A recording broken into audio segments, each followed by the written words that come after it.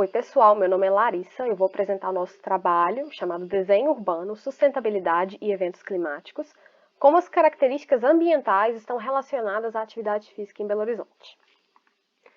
Esse trabalho é liderado pelo Adalberto Lopes, sob coordenação da professora Valisca Caiafa, e ele é a parceria de várias universidades no Brasil e no Reino Unido. Bom, para começar, a gente precisa destacar que, quando se almeja compreender como as cidades afetam a saúde das pessoas, essa relação pode ser explicada por uma cadeia causal, na qual, a depender de como a cidade é projetada ou gerida, isso vai afetar a disposição, presença e qualidade de parâmetros do ambiente, afetando quanto as pessoas se movimentam, o que, por sua vez, vai afetar a médio e longo prazo a saúde das pessoas. De fato, a gente sabe que a atividade física no contexto urbano do dia a dia, ela vem sendo estudada desde a década de 50. Porém, recentemente ela ganhou grande notoriedade, especialmente depois dos marcos da ciência com as novas diretrizes da OMS, que apontaram ali um cenário ideal, mas que também preconiza que todo movimento importa, considerando como relevante para a mudança de comportamento pequenas frações de movimento como parte das tarefas diárias das pessoas. Em seguida, a gente tem um guia específico para a população brasileira que foi desenvolvido para considerar as peculiaridades contextuais. A sistematização da avaliação, do monitoramento e da análise do ambiente urbano, elas também vão aparecer como um marco temporal, que vai permitir ele identificar cada indicador da cidade, que torna a cidade um sistema complexo, composto por vários fatores atuando concomitantemente. A gente pode dividir, então, nesse sentido, o ambiente em três categorias.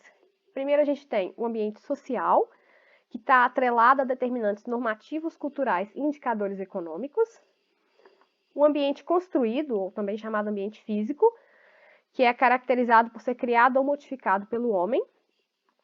E, por último, o ambiente natural, que compreende os organismos vivos, a estrutura topográfica, o clima e temperatura, que vai afetar a vida das pessoas. Assim, a gente tem esses três tipos de ambiente e eles possuem grande peso na decisão das pessoas em realizar ou não atividade física, como parte da rotina da cidade.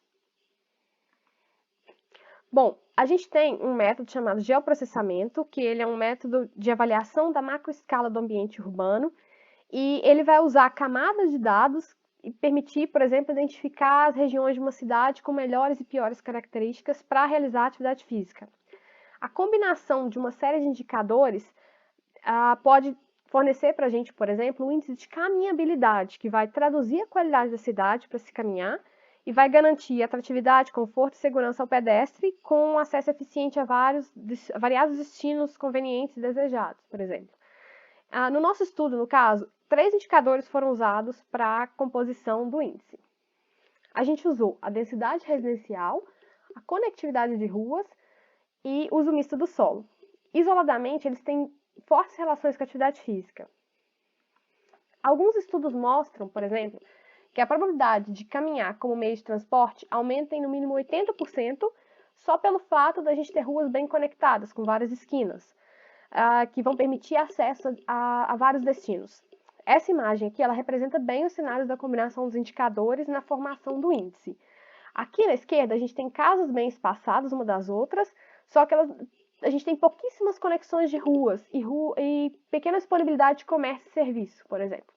Enquanto do outro lado, se a gente olhar aqui mais para a direita, a gente vai ver um cenário mais propício para estimular a caminhada como deslocamento de forma orgânica. Tem maior adensamento sem perder paisagismo, as atratividades, o conforto e a segurança do pedestre. Então, com esses dados, a gente criou um índice de caminhabilidade para toda a cidade de Belo Horizonte. E aí a gente conseguiu identificar que a cidade possui uma forte tendência de depender do carro como meio de deslocamento regular. Esse levantamento, ele permite monitorar esses indicadores ao longo do tempo para sustentar metodologicamente as tomadas de decisão baseadas em evidências científicas, com a finalidade de melhorar a infraestrutura urbana do pedestre. Outro resultado interessante que a gente encontrou é que nessa relação de caminhabilidade com o comportamento ativo, é que em regiões da cidade com maior presença e acesso a comércios e serviços, próximos das residências das pessoas, a gente tem maior incidência da caminhada, seja como lazer, como meio de transporte o melhor modelo analítico que ajuda a compreender essa relação considerou indicadores sociais, de saúde, contextual do bairro e do ambiente natural, como a declividade, por exemplo, que a gente tem bastante em Belo Horizonte. De fato, a literatura científica está mostrando que quando há acesso a uma diversidade na infraestrutura urbana, é possível se envolver ativamente com a comunidade em que se vive, possibilitando realizar tarefas diárias próximas de casa, sem que a gente precise utilizar de veículos automotores. E quando tem necessidade de se percorrer distâncias mais longas, a recomendação é a integração de outros modos de transporte, principalmente a bicicleta e transportes de massa.